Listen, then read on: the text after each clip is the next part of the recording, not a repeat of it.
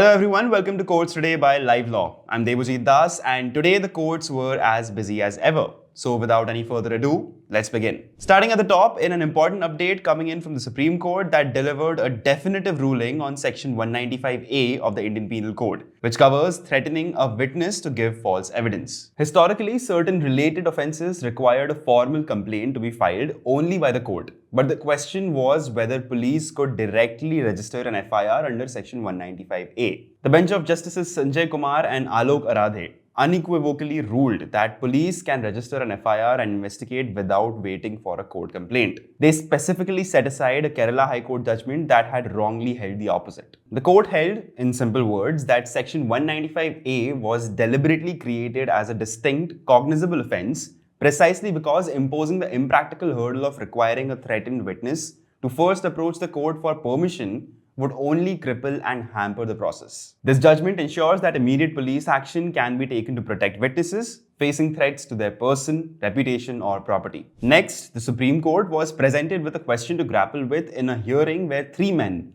all acquitted after facing the death penalty, are now fighting for something that does not officially exist in Indian law yet: a uniform system for compensation for wrongful incarceration. The lead petitioner Ram Kirat Munilal was sentenced to death and spent 12 years in prison, 6 of them on death row, before the Supreme Court acquitted him, finding his conviction was based on a flawed and tainted investigation. His petition argues that this is a severe violation of his fundamental right to life and liberty under Article 21 of the Constitution. The Supreme Court, hearing him and 2 other similar petitioners, has acknowledged the seriousness of the issue. The bench of Justice Vikram Nath and Justice Sandeep Mehta has sought the direct assistance of the Attorney General and Solicitor General to help decide if the state is liable to compensate citizens whose lives are destroyed by the failures of the legal system. Moving on to another bit of important development where the Supreme Court just reserved its judgment on an issue concerning the central government's insurance scheme for doctors who died due to COVID-19 during the pandemic. A bench of Justice P.S. Narasimha and Justice R. Mahadevan made a powerful statement, with Justice Narasimha observing,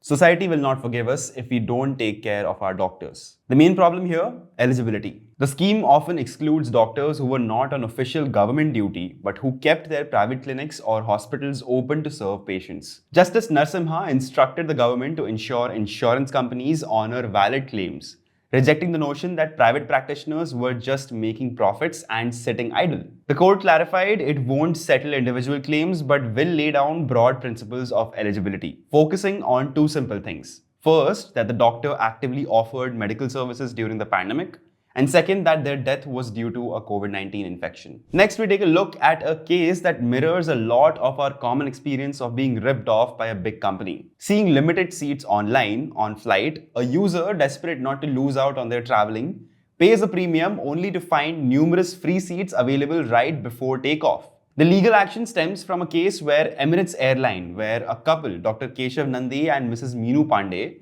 were essentially forced to pay an extra 7,200 rupees to pre-book adjacent seats. The airline's booking system failed to clearly indicate that plenty of seats were available at no cost. The couple fought this unfair shakedown and the Mumbai State Consumer Commission delivered a decisive ruling. It condemned Emirates for unfair trade practice and deficiency in service, specifically noting the use of dark patterns when the airline actively concealed the availability of free seating after ticket confirmation. The final order was a clear victory. Emirates must refund the 7,200 rupees, pay interest, and provide 5,000 rupees as compensation for the mental agony caused by this calculated lack of transparency. Moving on to the Jammu and Kashmir High Court. The case in question involved an appellant, Farooq Ahmed, charged under Section 17, 18, 20, and 40 of the UAPA, plus other Indian Penal Code sections, for alleged involvement with the proscribed Jammu and Kashmir Ghaznavi force. He challenged the trial court's bail denial, which simply stated it was difficult to frame an opinion at this stage. The High Court bench of Justices Sanjeev Kumar and Sanjay Parihar sharply condemned this approach,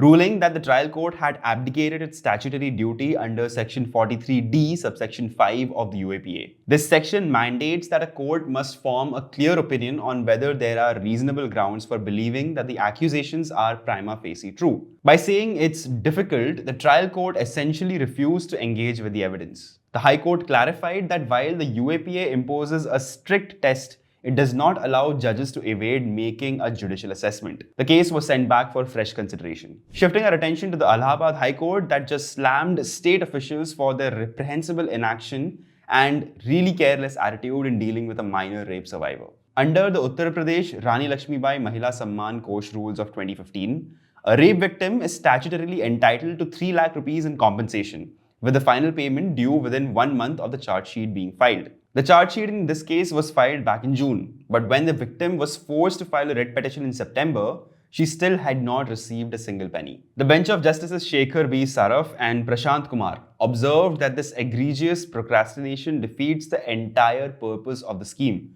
adding severely to the victim's agony. In response to this bureaucratic cruelty, the court ordered the state to pay an additional 2 lakh rupees as compensation for the inordinate delay and gave the state the liberty to recover this 2 lakh rupees from the negligent officials responsible for the lapse. Next, we look at the Karnataka High Court that expressed their concern at the government order issued on October 18th. The order declared that any gathering of 10 or more persons for peaceful, civic, social or cultural activities in public spaces, including roads, parks and playgrounds, would be considered unlawful. Imagine getting penalized for being at a comedy club or a walking group. Justice M. Nagprasanna immediately stayed the government order, stating it prima facie violates fundamental rights. He emphasized that constitutional rights like freedom of speech and assembly under Article 19(1)A and Article 19(1)B cannot be taken away by a simple executive order from a government department. By attempting this sweeping restriction through a mere directive, the government was acting in direct violation of the Constitution,